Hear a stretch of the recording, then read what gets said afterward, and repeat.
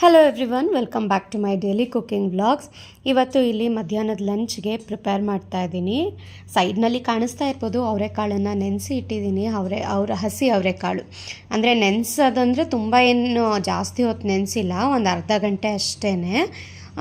ಒಂದೊಂದು ಸಲ ಕಾಳು ಒಳಗಡೆನೂ ಹುಳ ಎಲ್ಲ ಸೇರ್ಕೊಬಿಟ್ಟಿರುತ್ತೆ, ಹಾಗಾಗಿ ನೆನೆಸಿದ್ರೆ ಸ್ವಲ್ಪ ಅದೆಲ್ಲ ಹೊರಗಡೆ ಬರುತ್ತೆ ಅಂತ ಅಂದ್ಬಿಟ್ಟು ನಾನು ಈ ರೀತಿ ನೀರಿನಲ್ಲಿ ಹಾಕಿ ಇಟ್ಟಿರ್ತೀನಿ.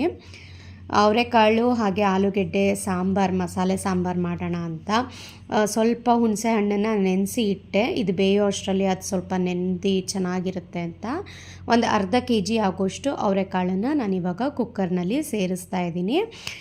ಹುಳಗಳೆಲ್ಲ ಏನೂ ಇರಲಿಲ್ಲ, ನೀಟಾಗಿತ್ತು, ಹಾಗಾಗಿ ನಾನು ಹಾಗೇ ಹಾಕ್ತಾಯಿದ್ದೀನಿ. ಜೊತೆಗೆ 2 ಆಲೂಗೆಡ್ಡೆ, 2 ಟೊಮ್ಯಾಟೊ. ಆಲೂಗೆಡ್ಡೆ ಜೊತೆಗೆ ನೀವು ಬದನೆಕಾಯಿ ಆದರೂ ಹಾಕ್ಕೋಬೋದು, ಚೆನ್ನಾಗಿ ಬರುತ್ತೆ ಮಸಾಲೆ ಸಾಂಬಾರಿಗೆ. ಕುಕ್ಕರ್ನ ಕ್ಲೋಸ್ ಮಾಡಿ 3 ವಿಸಿಲ್ ಕೊಟ್ಟು ಬೇಯಿಸ್ಕೊಳ್ಳೋಕ್ಕೆ ಇಡಬೇಕು. 3 ವಿಸಿಲ್ ಆದ ನಂತರ ಅದರಲ್ಲಿ ಟೊಮ್ಯಾಟೊ ಎಲ್ಲ ಬೇಯಿಸ್ಕೊಂಡಿರ್ತೀವಲ್ವ, ಟೊಮ್ಯಾಟೊನ ತೆಗೆದು ಸಪ್ರೇಟಾಗಿ ಒಂದು ಪ್ಲೇಟ್ನಲ್ಲಿ ಇಟ್ಕೋತಾ ಇದ್ದೀನಿ. ಟೊಮ್ಯಾಟೊ ಸ್ವಲ್ಪ ಬೇಗ ತಣ್ಣಗಾದರೆ ರುಬ್ಬೋದಕ್ಕೆ ಈಸಿ ಆಗುತ್ತೆ ಅಂತ ನಾನಿಲ್ಲಿ ಸಪ್ರೇಟಾಗಿ ಒಂದು ಸಲ ಬೇಯಿಸ್ಕೊಂಡು ಆನಂತರ ಮಸಾಲೆ ಎಲ್ಲ ಸೇರಿಸಿ ಕುದಿ ಬರ್ಸೋಕ್ಕೆ ಇಡ್ತಾಯಿದ್ದೀನಿ. ಈ ರೀತಿ ಬೇಡ ನಮಗೆ ಅನ್ನೋದಾದರೆ ಒಟ್ಟಿಗೆ ಎಲ್ಲನೂ ಸಹ ಟೊಮೆಟೊ ಮತ್ತು ರುಬ್ಬಿರೋವಂಥ ಮಸಾಲೆ, ಹಸಿ ಕಾಳು ಎಲ್ಲನೂ ಸೇರಿಸಿ ಡೈರೆಕ್ಟಾಗಿ ಕುಕ್ಕರ್ಗೆ ಹಾಕಿ ಬೇಯಿಸ್ಕೋಬೋದು. ಅಂದರೆ ವಿಸಿಲ್ ಕೊಟ್ಟು ಬೇಯಿಸ್ಕೊಂಡು ಸಹ ನೀವು ಸಾಂಬಾರನ್ನ ಮಾಡ್ಕೋಬೋದು. ಜೊತೆಗೆ 1 ಸೌಟ್ ಆಗೋಷ್ಟು ಬೆಂದಿರೋವಂಥ ಕಾಳನ್ನು ಸಹ ಇಟ್ಕೊಂಡಿದ್ದೀನಿ. ಇವಾಗ ಮಿಕ್ಸಿ ಜಾರಿಗೆ ನಾನು ಒಂದು ಸ್ವಲ್ಪ ಶುಂಠಿ ಮತ್ತು ಬೆಳ್ಳುಳ್ಳಿ ಸೇರಿಸ್ತಾ ಇದ್ದೀನಿ. ಸಾಂಬಾರು ಪುಡಿ ಒಂದು 3 ಟೇಬಲ್ ಸ್ಪೂನ್ ಆಗೋಷ್ಟು ಹಾಕ್ತಾಯಿದ್ದೀನಿ. ನಮ್ಮ ಮನೆಯಲ್ಲಿ ಒಂದೇ ರೀತಿ ಸಾಂಬಾರು ಪುಡಿ ಮಾಡೋದು, ಬೇಳೆ ಸಾರಿಗೆ, ಮಸಾಲೆ ಸಾರಿಗೆ ಎಲ್ಲದನ್ನು ಇದಕ್ಕೇ ಹಾಕೋದು. ಇದಕ್ಕೇನೆ ಒಂದು ಸಣ್ಣ ಗೋಲಿ ಗಾತ್ರ ಆಗೋಷ್ಟು ಹುಣಸೆ ಹಣ್ಣನ್ನು ನೆನೆಸಿಟ್ಕೊಂಡಿದ್ನಲ್ಲ, ನೀರಿನ ಸಮೇತ ಹಾಕ್ತಾಯಿದ್ದೀನಿ. ಒಂದು 3 ಸ್ಪೂನ್ ಆಗೋಷ್ಟು ಹಸಿ ತೆಂಗಿನಕಾಯಿ, ಜೊತೆಗೆ ತಣ್ಣಗೆ ಮಾಡಿ ಇಟ್ಕೊಂಡಿದ್ನಲ್ಲ ಇದು ಬೆಂದಿರೋ ಅಂಥ ಕಾಳು ಮತ್ತು 2 ಟೊಮ್ಯಾಟೊ, ಅದನ್ನು ಸಹ ಸೇರಿಸ್ತಾ ಇದ್ದೀನಿ. ಟೊಮ್ಯಾಟೊ 2 ಹಾಕ್ಕೊಳ್ಳೇಬೇಕು. ಇದಕ್ಕೆ ತುಂಬ ನಾವು ಹುಳಿ ಇಷ್ಟಪಡಲ್ಲ ಅನ್ನೋರು ಸ್ವಲ್ಪ ಹುಣಸೆ ಈ ರಸನ ಕಡಿಮೆ ಮಾಡ್ಕೊಳ್ಳಿ. ಇವಾಗ ಬೆಂದಿರೋ ಅಂಥ ಕಾಳು ಹಾಗೆ ಆಲೂಗೆಡ್ಡೆನ ನೀರಿನ ಸಮೇತ ಬೇರೆ ಪಾತ್ರೆಗೆ ಟ್ರಾನ್ಸ್ಫರ್ ಮಾಡಿ ರುಬ್ಕೊಂಡಿರೋವಂಥ ಮಸಾಲೆನೂ ಸಹ ಇದಕ್ಕೆ ಸೇರಿಸ್ಕೊಂಡು ಇನ್ನೊಂದು ಸ್ವಲ್ಪ ನೀರನ್ನು ಹಾಕಿ ಮಿಕ್ಸಿ ಜಾರ್ನ ನೀಟಾಗಿ ಮಸಾಲೆ ಎಲ್ಲ ವಾಶ್ ಮಾಡಿ ನೀಟಾಗಿ ಇದಕ್ಕೇ ಹಾಕಿ ಸೇರಿಸ್ತಾ ಇದ್ದೀನಿ. ನೋಡ್ಕೊಳ್ಳಿ, ಕೆಲವೊಬ್ಬರು ಮನೆಯಲ್ಲಿ ಗಟ್ಟಿ ಸಾಂಬಾರು ಇಷ್ಟಪಡ್ತಾರೆ, ಕೆಲವೊಬ್ಬರು ಮನೆಯಲ್ಲಿ ಸ್ವಲ್ಪ ತೆಳುವಾಗಿ ಸಾಂಬಾರು ಇಷ್ಟಪಡ್ತಾರೆ. ನಿಮಗೆ ಹೇಗೆ ಅನುಕೂಲ ಆ ರೀತಿ ನೀವು ನೀರನ್ನು ಅಡ್ಜಸ್ಟ್ ಮಾಡ್ಕೊಳ್ಳಿ. ನಾನಿವಾಗ ನೀಟಾಗಿ ಮಸಾಲೆನ ಮಿಕ್ಸ್ ಮಾಡಿ ಇಟ್ಕೊಂಡಿದ್ದೀನಿ. ಇದನ್ನು ಒಂದು ಚೆನ್ನಾಗಿ ಕುದಿ ಬರಲಿಕ್ಕೆ ಇಟ್ಟಿದ್ದೀನಿ. ಇವಾಗ ರುಚಿಗೆ ತಕ್ಕಷ್ಟು ಉಪ್ಪನ್ನು ಸಹ ಸೇರಿಸ್ತಾ ಇದ್ದೀನಿ. ಬೆಲ್ಲ ಬೇಕಿದ್ದರೆ ಹಾಕ್ಕೋಬೋದು, ನಾನು ಇದಕ್ಕೆ ಬೆಲ್ಲನ ಸೇರಿಸಿಲ್ಲ.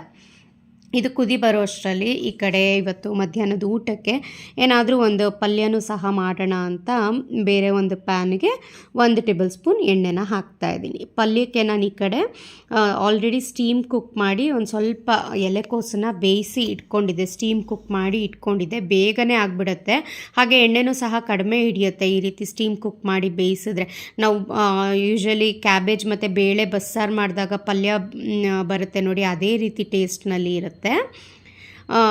ಎಣ್ಣೆ ಬಿಸಿ ಆಗ್ತಾ ಇದ್ದ ಹಾಗೆಯೇ ಇದಕ್ಕೆ ಸಾಸಿವೆ, ಜೀರಿಗೆ, ಕರಿಬೇವಿನ ಪೌಡರು, ಸ್ವಲ್ಪ ಕಡಲೆಬೇಳೆ, ಬೆಳ್ಳುಳ್ಳಿ ಎಲ್ಲ ಸೇರಿಸಿ ಒಂದು ಅರ್ಧ ಈರುಳ್ಳಿನ ಇದಕ್ಕೂ ಸಹ ಹಾಕಿ ಸ್ವಲ್ಪ ಕೊತ್ತಂಬರಿ ಸೊಪ್ಪು ಮತ್ತು ಒಂದು 1/4 ಚಮಚ ಆಗೋಷ್ಟು ಅರಿಶಿನ ಪುಡಿನ ಸೇರಿಸ್ತಾ ಇದ್ದೀನಿ. ಇವಿಷ್ಟನ್ನು ನೀಟಾಗಿ ಮಿಕ್ಸ್ ಮಾಡ್ಕೋಬೇಕು. ನಾನು ಕ್ಯಾಬೇಜ್ನ ಸ್ಟೀಮ್ ಕುಕ್ ಮಾಡಿರೋದ್ರಿಂದ ಅದಕ್ಕೆ ಉಪ್ಪನ್ನು ಸೇರಿಸಿಲ್ಲ. ಇವಾಗ ಇದಕ್ಕೆ ರುಚಿಗೆ ಪುಡಿ ಉಪ್ಪನ್ನ ಸ್ವಲ್ಪ ಸೇರಿಸಿ ನೀಟಾಗಿ ಮಿಕ್ಸ್ ಮಾಡಿ ಸ್ಟೀಮ್ ಕುಕ್ ಮಾಡಿ ಬೇಯಿಸಿಟ್ಕೊಂಡಿದ್ದೀನಲ್ಲ ಕ್ಯಾಬೇಜು, ಅದನ್ನು ಹಾಕ್ತಾಯಿದ್ದೀನಿ. ಒಂದು ಅರ್ಧ ಕ್ಯಾಬೇಜ್ ಅಷ್ಟೇ ಹಾಕಿರೋದು, ಕರೆಕ್ಟಾಗಿ ಒಂದು ದಿನಕ್ಕೆ ಪಲ್ಯ ಖಾಲಿ ಆಗುತ್ತೆ ಅಂತ. ಒಂದು 10 ನಿಮಿಷ ಇಡ್ಲಿ ಕುಕ್ಕರ್ನಲ್ಲಿ ಸ್ಟೀಮ್ ಕುಕ್ ಮಾಡಿ ಬೇಯಿಸ್ಕೊಂಡಿದ್ದಿದ್ದು ಅಷ್ಟೇ ನಾನು. ಇದಕ್ಕೂ ಒಂದು 2ರಿಂದ 3 ಸ್ಪೂನ್ ಆಗೋಷ್ಟು ಹಸಿ ತೆಂಗಿನಕಾಯಿ ತುರಿನ ಸೇರಿಸಿ ಮಿಕ್ಸ್ ಮಾಡಬೇಕು. ಎಲ್ಲ ಮಿಕ್ಸ್ ಮಾಡಬೇಕಾದ್ರೆ ನೆನಪಾಯಿತು ನನಗೆ, ಖಾರಕ್ಕೆ ಏನೂ ಹಾಕೇ ಇಲ್ವಲ್ಲ ಅಂತ. ಇವಾಗ ಹಸಿಮೆಣಸಿನ್ಕಾಯಿ ಹಾಕಿದ್ರೆ ಅಷ್ಟಾಗಿ ಟೇಸ್ಟ್ ಅಂತ ಅನಿಸೋದಿಲ್ಲ, ಹಾಗಾಗಿ ನಾನು ಇಲ್ಲಿ ಪುಡಿ ಇಟ್ಕೊಂಡಿರ್ತೀನಿ, ಮೆಣಸು ಕಾಳಿಂದು ಪುಡಿ, ಅದನ್ನು ಒಂದು 2 ಸ್ಪೂನ್ ಆಗೋಷ್ಟು ಹಾಕ್ತಾಯಿದ್ದೀನಿ. ಸೊ ಈ ರೀತಿ ಅಡ್ಜಸ್ಟ್ ಮಾಡ್ಕೋಬೇಕು. ಕೆಲವೊಮ್ಮೆ ಎಷ್ಟೇ ನಾವು ಅಡುಗೆ ಕಲ್ತಿದ್ರೂ ಒಂದೊಂದು ಮರ್ತೋಗ್ಬಿಡುತ್ತೆ.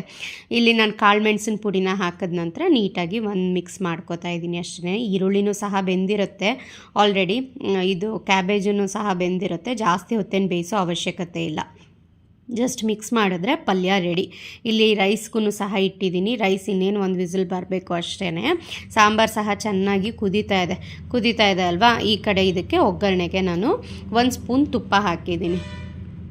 ತುಪ್ಪ ಸ್ವಲ್ಪ ಬಿಸಿ ಆಗ್ತಾಯಿದೆ. ಹಾಗೆಯೇ ಇದಕ್ಕೂ ಸಾಸಿವೆ, ಜೀರಿಗೆ ಮತ್ತು ಕರಿಬೇವಿನ ಪೌಡರ್ನ 1 ಸ್ಪೂನ್ ಆಗೋಷ್ಟು ಸೇರಿಸ್ಕೊತಾ ಇದ್ದೀನಿ. ಇಂಗು ಬೇಕಿದ್ದರೆ ಹಾಕ್ಕೋಬೋದು.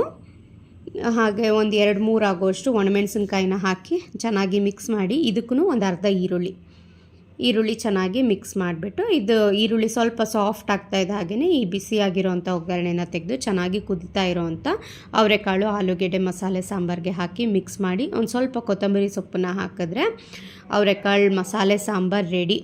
ನಮ್ಮ ಮನೆಯಲ್ಲಿ ಈ ವರ್ಷದ ಮೊದಲನೇ ಅವರೆಕಾಳು ನಾನು ಟೇಸ್ಟ್ ಮಾಡ್ತಾ ಇರೋದು. ಇದು ತಂದೇ ಇರಲಿಲ್ಲ. ಸೊ ಮೊನ್ನೆ ಹೋಗಿ ಮಾರ್ಕೆಟ್ಗೆ 1 kg ಅವರೆಕಾಯಿನ ತೊಗೊಂಡು ಬಂದು ಇವತ್ತು ಅವರೆಕಾಳು ಸಾಂಬಾರು ಮಾಡ್ತಾಯಿದ್ದೀನಿ. ಇನ್ನೂ ಒಂದು ಸ್ವಲ್ಪ ಕಾಳನ್ನು ಫ್ರಿಜ್ನಲ್ಲಿ ಇಟ್ಕೊಂಡಿದ್ದೀನಿ. ನನಗೆ ಮೆಂತ್ಯ ಸೊಪ್ಪು ಮತ್ತು ಅವರೆಕಾಳು ಬಾತ್ ಅಂದರೆ ತುಂಬಾ ಇಷ್ಟ. ಅದನ್ನು ನೆಕ್ಸ್ಟ್ ಮಾಡೋಣ ಅಂತ ಅಂದ್ಕೊಂಡು ಅದಕ್ಕೆ ಸ್ವಲ್ಪ ಎತ್ತಿಟ್ಕೊಂಡಿದ್ದೀನಿ. ಸೊ ನೋಡಿ, ಚೆನ್ನಾಗಿ ರೆಡಿಯಾಗಿದೆ, ಚೆನ್ನಾಗಿ ಕುದ್ದಿದೆ ಸಾಂಬಾರು. ಹದ ನೋಡ್ಕೊಳ್ಳಿ ನಿಮಗೆ ಕನ್ಸಿಸ್ಟೆನ್ಸಿ. ನನ್ನ ಮನೇಲಿ ಸ್ವಲ್ಪ ತುಂಬ ಗಟ್ಟಿನೂ ಅಲ್ಲ, ತುಂಬ ತೆಳುನೂ ಅಲ್ಲ, ಆ ಹದದಲ್ಲಿ ನಾನಿವತ್ತು ರೆಡಿ ಮಾಡಿ ಇಟ್ಕೊಂಡಿದ್ದೀನಿ. ತುಂಬಾ ಕಲರ್ಫುಲ್ಲಾಗಿ ಬಂದಿದೆ. ನೋಡ್ತಾ ಇದ್ರೇ ಬಾಯಲ್ಲಿ ನೀರು ಇರುತ್ತೆ. ಅನ್ನ ಏನಾದರೂ ಇದ್ದರೆ ಅನ್ನ ಒಂದು ತುತ್ತು ಜಾಸ್ತಿ ತಿಂತಾರೆ. ಇಲ್ಲ ನೀವು ಮುದ್ದೆ ಜೊತೆ ಕಾಂಬಿನೇಷನ್ ಮಾಡ್ಕೋತೀರಾ ಅಂದರೆ ಅದಕ್ಕೂ ಸೂಪರಾಗಿರುತ್ತೆ. ಪಲ್ಯ ಮಾಡಿದ್ದೀನಿ, ಸಾಂಬಾರು ರೆಡಿಯಾಗಿದೆ, ಅನ್ನನೂ ರೆಡಿಯಾಗಿದೆ. ಜೊತೆಗೆ ಒಂದು ಮಸಾಲೆ ಮಜ್ಜಿಗೆ ಇದ್ದರೆ ಚೆನ್ನಾಗಿರುತ್ತಲ್ವ. ಮಧ್ಯಾಹ್ನದ ಹೊತ್ತು ತುಂಬ ಹೆವಿ ಬಿಸಿಲು, ಹಾಗಾಗಿ ಮಸಾಲೆ ಮಜ್ಜಿಗೆನೂ ಸಹ ರೆಡಿ ಮಾಡಿದ್ದೀನಿ. ಇಲ್ಲಿ ಲಂಚ್ಗೆ ಪ್ಲೇಟ್ನೂ ಸಹ ರೆಡಿ ಮಾಡ್ತಾಯಿದ್ದೀನಿ. ಸ್ವಲ್ಪ ಅನ್ನ ಮತ್ತು ಪಲ್ಯ, ಸಾರು, ಮಸಾಲೆ ಮಜ್ಜಿಗೆ ಮತ್ತು ಬೆಳಗ್ಗೆ ತಿಂಡಿಗೆ ಚಪಾತಿ ಮಾಡಿದ್ದು ಉಳಿದಿತ್ತು, ಹಾಗಾಗಿ ಅದನ್ನು ಸಹ ಒಂದು ಇಡ್ತಾಯಿದ್ದೀನಿ. ಜೊತೆಗೆ ಸೌತೆಕಾಯಿ ಹಾಗೆ ಕ್ಯಾರೆಟ್ ಸಲಾಡ್ಗೆ ಅಂತ. ನಾನಿದು ಪ್ರದೀಪ್ಗೆ ಲಂಚ್ ಕೊಡ್ತಾ ಇರೋದು. ಅವ್ರು ಉಪ್ಪಿನಕಾಯಿ ಅಷ್ಟಾಗಿ ಇಷ್ಟಪಡಲ್ಲ, ಹಾಗಾಗಿ ನಾನಿಲ್ಲಿ ಉಪ್ಪಿನಕಾಯಿನ ಹಾಕಿಲ್ಲ. ಉಪ್ಪಿನಕಾಯಿ ಮತ್ತು ಹಪ್ಪಳ ಇದ್ರಂತೂ ಪರ್ಫೆಕ್ಟ್ ಲಂಚ್. ಇದಕ್ಕಿಂತ ರುಚಿಯಾಗಿರೋವಂಥ ಲಂಚ್ ಬೇಡ ಅಂತ ಅನಿಸುತ್ತೆ. ಇವತ್ತಾಗಿತ್ತು ನಮ್ಮನೆಯ ಲಂಚ್ ಕುಕ್ಕಿಂಗ್ ವ್ಲಾಗು. ಮತ್ತೆ ನಾಳೆ ಸಿಗ್ತೀನಿ.